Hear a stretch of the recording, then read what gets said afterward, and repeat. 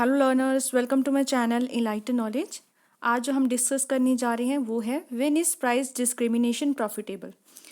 हमने previous videos में यही टॉपिक शुरू किया हुआ है कि प्राइस डिस्क्रिमिनेशन क्या होता है, काइंड्स क्या होते हैं, कंडीशंस भी इसकी हमने पढ़ ली थी। अब हम पढ़ने जा रहे हैं कि प्राइस डिस्क्रिमिनेशन कब तक पॉसिबल हो सकता है, प्रॉफिटेबल हो सकता है और कब ये प्रॉफिटेबल माना जाता है। आप जब मोनोपोली की बात करें तो वो एक मोनोपोलिस्ट यही चाहता है कि उसके पास ज़्यादा से ज़्यादा मोनोपोली पावर हो, ज़्यादा से ज़्यादा क्या कर सके, वो प्राइस में डिस्क्रिमिनेशन कर सके ताकि उसको प्रॉफिट मिले। लेकिन हमें ये भी देखना पड़ेगा कि जब प्राइस डिस्क्रिमिनेशन कब प्रॉफिटेबल हो सकता है, और ये डिपेंड करता है आपकी इलास्टिसिटी ऑफ डिमांड पे।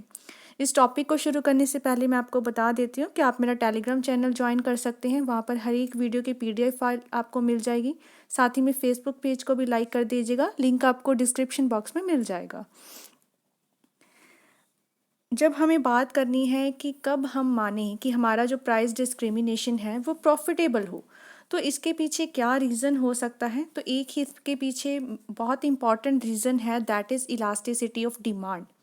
प्रीवियस में हमने डिस्कस जब किया था कि कंडीशंस क्या हो सकती है, मतलब प्राइस डिस्क्रिमिनेशन कहाँ पॉसिबल हो सकता है।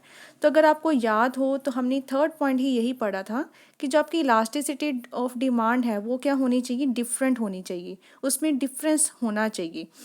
एक कहीं मार्केट में जाओ तो इलास्टिक डिमांड देखने को मिले, कहीं जाओ तो इन इलास्टिक देखने को मिले, तब आपका प्राइस डिस्क्रिमिनेशन पॉसिबल हो सकता है। यहाँ पर भी हम उसी चीज़ को लेकर ही बात करने जा रहे हैं। So price discrimination profitable when the price elasticity of demand is different in different markets। अब ये प्रॉफिटेबल तब हो सकती है जब आप मानकर चलो कि जो आपका प्राइस इलास्टिसिटी है डिमांड की, वो हमेशा क्या है, डिफरेंट मार्केट्स में अलग अलग ही रहने वाली है। अगर if price elasticity of demand in two markets is the same, हम अगर मानकर चलें कि जो आपकी प्राइस इलास्टिसिटी डिमांड है वो क्या है, बिल्कुल सेम है। किसी भी मार्केट में आप चले जाओ, वहाँ पर अगर मैं ये मानकर चलती हूँ कि इन इलास्टिक डिमांड है, एक मार्केट में जाओगे वहाँ भी इन इलास्टिक डिमांड है, मतलब मोनोपोलिस्ट कुछ भी प्राइस रखे डिमांड पे ज़्यादा असर नहीं पड़ने वाला, और दूसरी में जाओ वहाँ भी है, तो इसका मतलब क्या है कि आपको प्राइस डिस्क्रिमिनेशन देखने को मिलेगा ही नहीं। तो इसके पीछे तो कंडीशन भी यही थी कि आपकी इलास्टिसिटी डिफरेंट होनी चाहिए। अगर हम मानते हैं कि ये सेम है, the price discrimination in these two market will not be profitable. तो जो प्राइस डिस्क्रिमिनेशन होगा वो क्या होगा, प्रॉफिटेबल नहीं होगा। It is so because when price elasticity of demand in two markets is equal, then marginal revenue of the product in the two markets will be equal. अगर बच्चे प्राइस इलास्टिसिटी ही demand की equal हो जाती है तो आपको जो उससे एक एडिशनल यूनिट को सॉल्व करने से जो आपको रेवेन्यू मिलने वाला है वो भी उसमें कोई चेंज नहीं आएगा, वो भी क्या रहने वाला है, सेम रहने वाला है। ये आगे आपका जो फॉर्मूला आएगा उससे आपको और भी क्लियर हो जाएगा।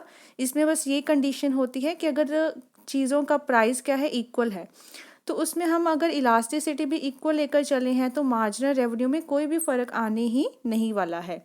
On the contrary, if price elasticity of demand in two markets is different, अगर प्राइस इलास्टिसिटी डिफरेंट हो तो क्या होगा, द मार्जिनल रेवेन्यू प्रोडक्ट का भी डिफरेंट हो जाएगा अलग अलग मार्केट में, और it will be more in one market and less in the other. कहीं पर मार्जिनल रेवेन्यू आपको ज़्यादा देखने को मिलेगा, कहीं पर मार्जिनल रेवेन्यू आपको कम देखने को मिलेगा।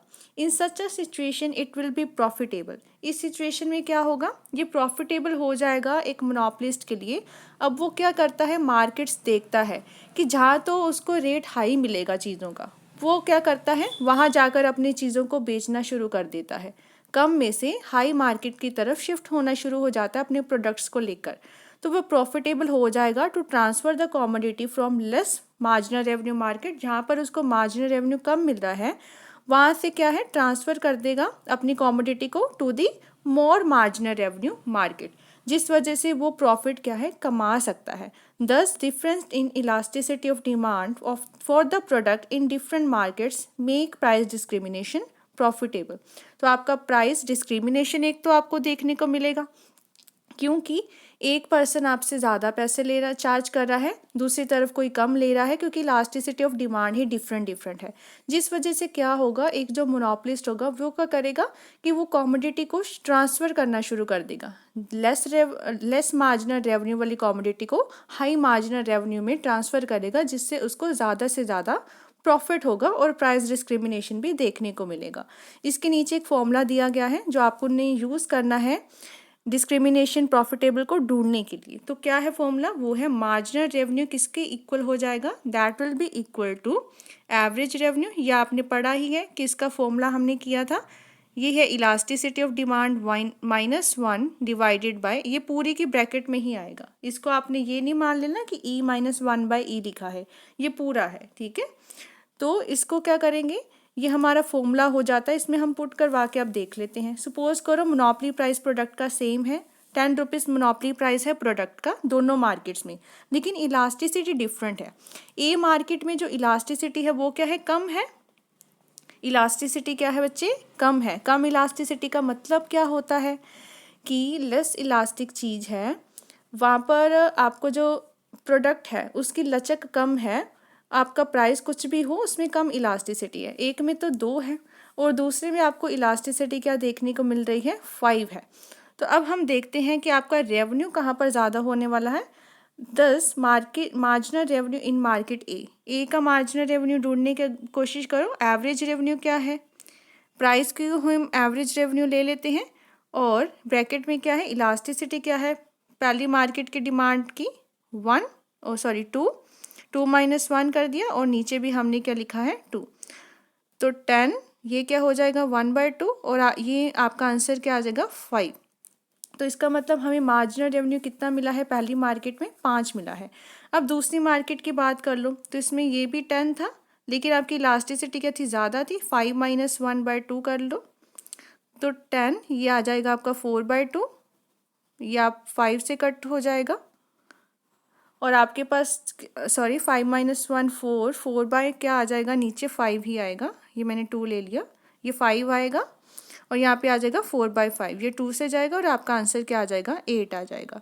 तो इसका मतलब आपको क्या देखने को मिला है कि मार्जिनल रेवेन्यू जो मार्केट ए में है वहाँ पर क्या है 5 है, और मार्जिनल रेवेन्यू जो मार्केट बी में है वहाँ पर 8 है, क्योंकि ये डिफरेंट इलास्टिसिटी ऑफ डिमांड की वजह से हुआ है।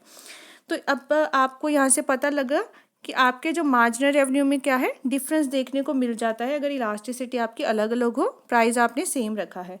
इन मार्केट ए में क्या हमने देखने को मिलेगा कि इलास्टिसिटी ऑफ डिमांड कम थी, जो कि 2 थी, और मार्जिनल रेवेन्यू भी इससे क्या हुआ है, कम ही हुआ है, जो आपके पास क्या है, ₹5 है।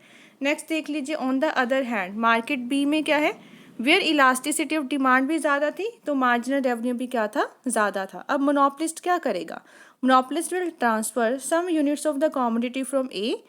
अब क्या करेगा, कुछ यूनिट्स लेगा कमोडिटी ए के, वो ट्रांसफ़र किस में कर देगा, बी में, जहाँ पर उसको मार्जिनल रेवेन्यू क्या मिलने जा रहा है, ज़्यादा मिलने जा रहा है। अब 5 का उसको लॉस तो हुआ, लेकिन गेन कितने का हो रहा है, 8 का। अगर टोटल गेन आप लोग देखो 8 - 5 कर दो, तो आपके पास 3 जो आएगा, मतलब उतना उसके पास प्रॉफिट इंक्रीज हो रहा है। तो हम ये मानकर चलते हैं, सो द मोनोपोलिस्ट ये ट्रांसफ़र कर लेगा ए से बी की तरफ। By selling 1 unit less in market A, monopolist loss तो कर रहा है 5 को, लेकिन उसी तरफ दूसरी तरफ शिफ्ट करवा के उसको क्या मिल रहा है, गेन कर रहा है 8 का। Such a transfer of goods therefore be profitable हो जाएगी। अगर वो ट्रांसफ़र करता है ऐसे ही गुड्स को, तो उसके लिए फ़ायदा हो जाएगा। मोनोपोलिस्ट कंटिन्यू करेगा विदड्रॉइंग, अब क्या करता जाएगा, वो कंटिन्यू करता जाएगा, दोबारा से अपनी चीज़ों को ट्रांसफ़र करता जाएगा, जब तक उसके पास एक जो कंडीशन है वो फुलफ़िल नहीं हो जाती है। वो कंडीशन क्या है कि marginal revenue of A market, ये हम ऐसे भी लिख सकते हैं कि marginal revenue if A market किसके इक्वल हो जाए, marginal revenue of B market. अब यहाँ तक वो अपनी क्या है, कमोडिटी को ट्रांसफ़र करता रहेगा जब तक उसके पास ये कंडीशन नहीं आ जाती। इसके बाद भी अगर वो चाहता है तो इसका मतलब उसको थोड़ा सा लॉस देखने को मिल सकता है, तो प्रॉफिट की कंडीशन यहीं तक ही फुलफिल हो सकती है। मोनोपोलिस्ट जो होगा वो कंटिन्यू करेगा withdrawing the commodity for market A and selling the same in market B. till such time as the marginal revenue in both the markets become equal। ये कब तक वो ट्रांसफ़र करता जाएगा, जब तक उससे मिलने वाला मार्जिनल रेवेन्यू दोनों मार्केट्स में इक्वल नहीं हो जाता है। तो ये था आपका कि when is price discrimination profitable. तो आप इस फॉर्मूला की हेल्प से ढूंढ सकते हैं, और आपने ये लिखना ज़रूरी है कि प्राइस इलास्टिसिटी ऑफ डिमांड क्या होनी चाहिए, डिफरेंट होनी चाहिए डिफरेंट मार्केट्स में। जिस तरीके से वो एक मोनोपोलिस्ट शिफ्ट कर सकता है, ट्रांसफ़र कर सकता है अपनी कमोडिटीज़ को ज़्यादा से ज़्यादा प्रॉफिट कमाने के लिए। आई होप आपको अच्छे से क्लियर हो गया होगा। कोई भी डाउट हो मुझे कमेंट सेक्शन में पूछ सकते हैं। अगर वीडियो हेल्पफुल लगी हो तो इस चैनल को ज़रूर सब्सक्राइब कीजिए, लाइक कीजिए, शेयर कीजिए अपने फ्रेंड्स के साथ, और कमेंट करके मुझे बताइएगा कि वीडियो कैसी लगी। और प्रेस द बेल आइकन ताकि हर वीडियो की नोटिफिकेशन आपको टाइम टू टाइम मिलती रहे। Thank you.